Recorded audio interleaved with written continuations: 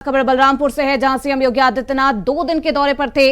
यहां तुलसीपुर के देवीपाटन स्थित मंदिर पर ब्रह्मलीन महंत महेंद्रनाथ योगी की 24वीं पुण्यतिथि पर आयोजित कार्यक्रम में शामिल हुए। महंत के चित्र पर पुष्पांजलि अर्पित कर उन्हें श्रद्धांजलि अर्पित की गई। इस दौरान सीएम ने कहा कि ब्रह्मलीन महंत महेंद्रनाथ योगी लोक कल्याण के लिए जाने जाते हैं।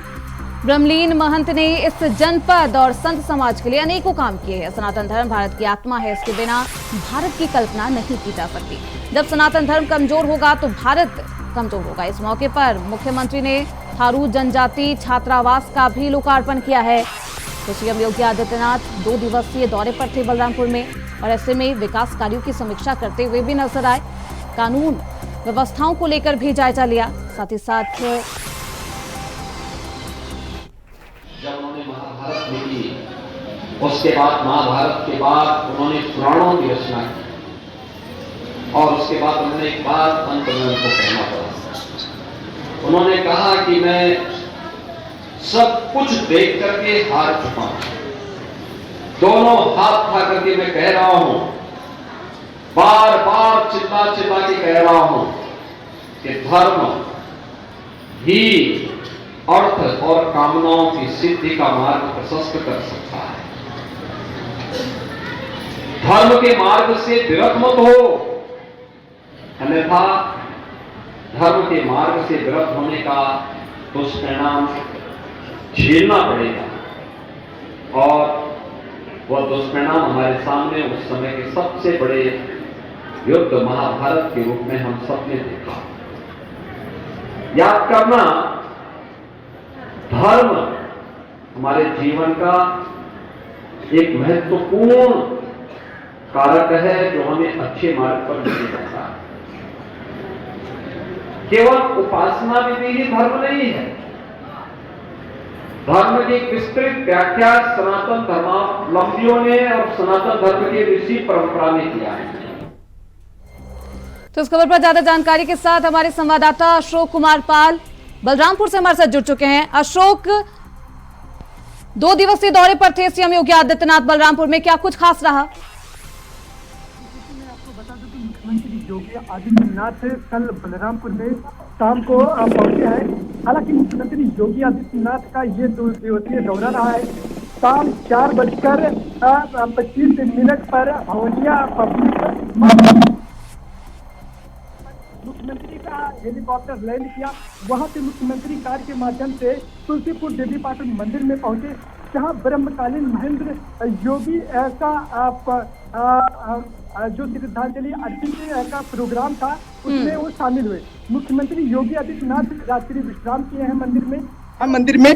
हालांकि मैं आपको बता कि ब्रह्मकालीन महंत महेंद्रनाथ योगी की 24वीं पुण्य श्रद्धांजलि का कार्यक्रम किया गया। हालांकि यहाँ राम कथा का भी कार्यक्रम किया जाता है। हर साल की तरह इस साल भी महंत महेंद्रनाथ योगी की 24वें पुण्यतिथि पर पहुंचे और उनको श्रद्धांजलि अर्पित किया है। बिल्कुल, आज क्या कुछ कार्यक्रम रहा? सीएम योगी आदित्यनाथ का गौशालाओं का भी निरीक्षण किया है। तो ब्रह्मलीन महंत ने वर्ष 1993 में थारू छात्रों के लिए निःशुल्क छात्रावास बनाया था, जो कि जर्जर हो गया था। अब नए भवन का लोकार्पण सीएम योगी आदित्यनाथ ने किया है। तो इस भवन में, इस छात्रावास में बच्चों को भोजन, शिक्षा और तमाम सुविधाएं निःशुल्क मुहैया कराई जाती है। तो छात्रावास का भवन जर्जर हो गया था, जिसका लोकार्पण श्रद्धांजलि कार्यक्रम के मौके पर सीएम योगी आदित्यनाथ ने किया। तो मंदिर परिसर में ही एक नया छात्रावास भवन बनकर समर्पित किया गया है। महंत महेंद्रनाथ योगी को उनके 24वीं पुण्यतिथि पर देवीपाटन मंदिर में 7 दिवसीय श्री राम कथा कार्यक्रम का आयोजन किया गया। तो हमारे साथ हमारे संवाददाता अशोक पाल लगातार बने हुए हैं। अशोक, आज क्या कुछ रहा सीएम योगी आदित्यनाथ का कार्यक्रम? कितने बजे वो रवाना हुए बलरामपुर से?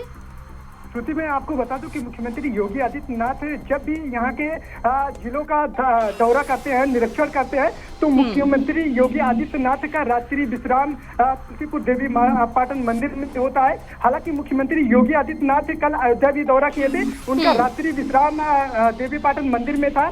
यहाँ पर वो रात्रि विश्राम किए, सुबह होते ही माँ आदि शक्ति पीठ का पूजा अर्चना किए।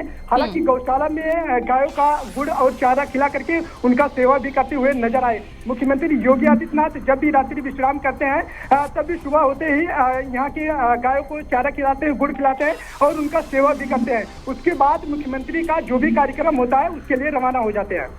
बिल्कुल, आज गौशालाओं का निरीक्षण भी सीएम योगी आदित्यनाथ ने किया। क्या कुछ कमी पाई गई? क्या कुछ सख्त निर्देश सीएम योगी आदित्यनाथ के द्वारा दिए गए?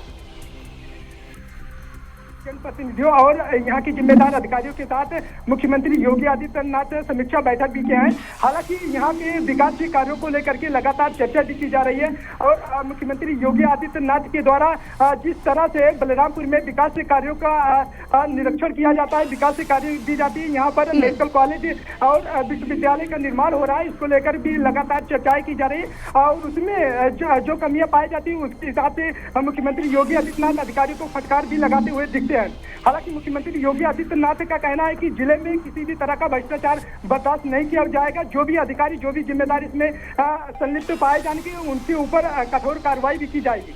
बिल्कुल, भ्रष्टाचार के खिलाफ एक बार फिर से सख्त रुख अपनाते हुए सीएम योगी आदित्यनाथ नजर आया। अशोक ब्रह्मलीन महंत महेंद्रनाथ योगी के 24वीं पुण्यतिथि पर 7 दिवसीय कार्यक्रम का आयोजन किया गया है। कब से ये कब तक आयोजन और क्या कुछ इस आयोजन में खास?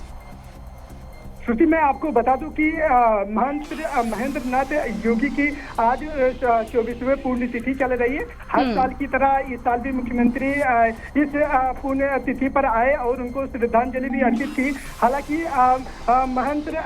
महेंद्रनाथ योगी के द्वारा 1993 में थारू जनजाति को लेकर के लगातार उनपे छात्रावास बनाया गया था। हालांकि उस छात्रावास जर्जर हो गया, उसको नया निर्माण कराया गया।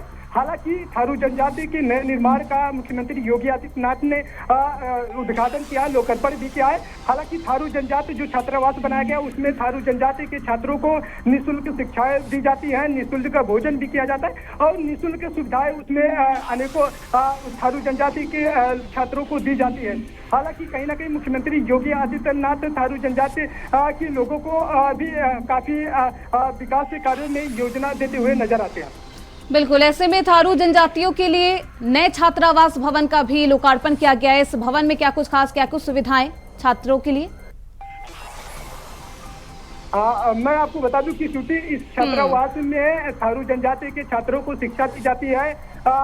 उनमें जो सांस्कृतिक अब सुविधाएं खत्म हो गई, सांस्कृतिक जो शिक्षाएं खत्म होती हुई नजर आ रही है, वो थारू जनजाति के छात्रों को भी पढ़ाते लिखाते हुए दिखाई दे रहे हैं। यहाँ के जितने भी संत हैं, वो ऋषि मुनि हैं, वो सभी थारू जनजाति के छात्राओं को देते हुए नजर आ रहे हैं। जिस तरह से योगाभ्यास भी खत्म होता हुआ अपने देश से नजर आता है, वहीं कहीं ना कहीं मुख्यमंत्री योगी आदित्यनाथ थारू जनजाति के छात्रों को ये सारी सुविधाएं देते हुए नजर आ रहे हैं।